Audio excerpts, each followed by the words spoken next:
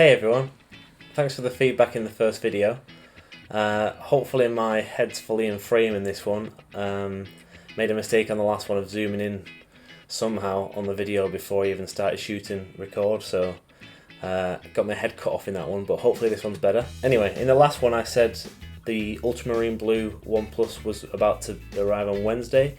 It arrived a day early on Tuesday, so let's crack it open.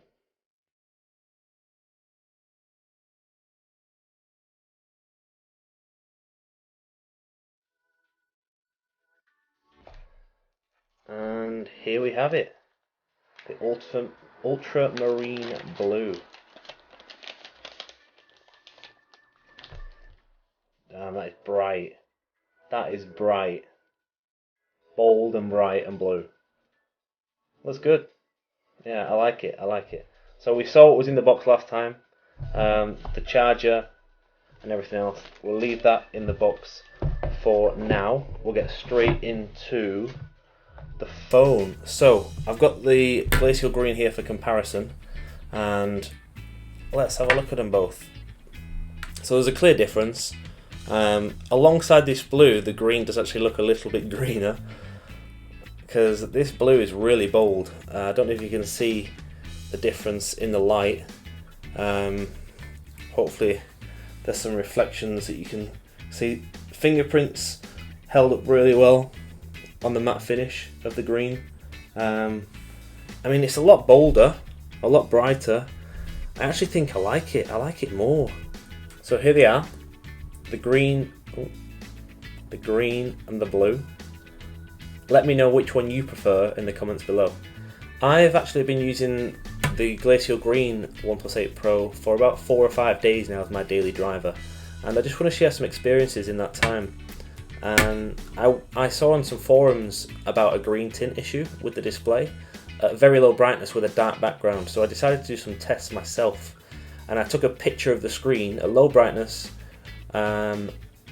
before and after the Oxygen OS 10.5.5 update. The tweet that I made regarding the green tint issue was actually posted on the Android Police website that same day. I clicked their link about the OnePlus 8 Pro, I was scrolling down and I saw my tweet about the green tint issue, and I was really surprised at that. That was nice to see. But I'll do the same comparison with the blue model, and I'll see if there's a difference between the two, because some are saying it's a hardware issue and it's quality control. So it's actually quite a good thing that I've got both, because I can see if there's a difference between the blue and the green one, especially seeing as this one came from Germany. Hopefully it's a different batch, and maybe we'll see a little bit of a difference, but you can see the results of that test on my Twitter page, and I'll link to that in the description below. OnePlus have recognised that this is a problem. They've come out publicly and said they've realised it's a problem, and apparently they're bringing out a software update to fix it. So that's the negative stuff out of the way.